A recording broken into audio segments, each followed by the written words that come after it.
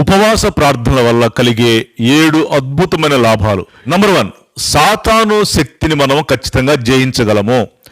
సాతానుడు యేసు ప్రభువారినే శోధించడానికి వెళ్ళాడు అంటే మన దగ్గరకు కూడా ఖచ్చితంగా వాడు వస్తాడు అని అర్థం. ఆయన ఉపవాస ప్రార్థన చేసి వచ్చిన వెంటనే సాతానుడు వచ్చాడు, ఆ సాతాను శోధన జయించగలిగాడు. నెంబర్ 2, ఉపవాస ప్రార్థన వల్ల లాభం ఏంటంటే దేవుని చిత్తాన్ని తెలుసుకుంటాం. How to finds god's will. చాలా మంది ఇక్కడ కూడా ఫెయిల్ అవుతున్నారు. వాళ్ళ కూతురు పెళ్లి విషయంలో, బాబు జాబ్ విషయంలో, ఇల్లు కట్టుకునే విషయంలో, ఇంకా ఫైనాన్షియల్ విషయాల్లో, చాలా విషయాల్లో వాళ్ళు ఇష్టం వచ్చినట్టు ముందుకెళ్ళిపోతున్నారు. ఉపవాస ప్రార్థన చేస్తే ఫైండ్ ద గాడ్స్ విల్. 3వ విషయం ఏంటంటే లాభం, తగ్గింపు హృదయం కలుగుతుంది.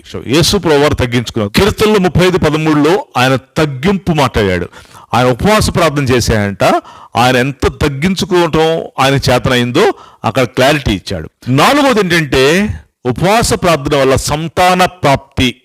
బైబిల్ మనకిస్తున్న క్లారిటీ ఏంటి తెలుసా? హన్నా షిలోహులో సైన్యములకు అధిపతి యెహోవా మందిరంలోకి వెళ్ళి ఆమె మూలుగుతూ ఉపవాస ప్రార్థన చేసింది. వచ్చే ఏడాదికి నీ ఒక వీటిలో బాగుంటాడని చెప్పాడు కదా, ఉపవాస ప్రార్థనే. నెంబర్ 5, ఉపవాస ప్రార్థన వల్ల విజయం సాధిస్తాం. ఎస్తేరే మనకు ఉదాహరణ. మీరు వెళ్ళి ఉపవాస ప్రార్థన చేయండి, నేను వెళ్ళకూడదు అనే సమయంలో కూడా రాజు దగ్గరికి వెళ్ళి మాట్లాడతాను, నేను చనిపోయినా చనిపోతాను అని తన జాతి కోసం ఉపవాస ప్రార్థన ప్రకటించినటువంటి ఎస్తేరు ఆమె ఒక మెరాకిల్ పొందుకుంది. నెంబర్ 6, ఉపవాస ప్రార్థన వల్ల లాభం ఏంటంటే మన ఫిజికల్గా మన బాడీ ఆరోగ్యం బాగుంటుంది.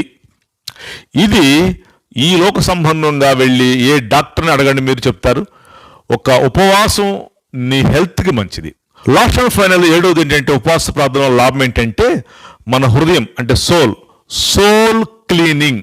అంటే మన ఆత్మ శుద్ధి, ఆత్మని క్లీన్ చేసుకోవాలి. ఉపవాస ప్రార్థన ఇది. ఈ లోకపు మాటలు చెవుల్లో పడతాయి, ఆత్మలో పడతాయి, కళ్ళలో పడతాయి, మనసులో పడతాయి. ఈ లోకం అంతా పనికి మాలిన్యం కదా.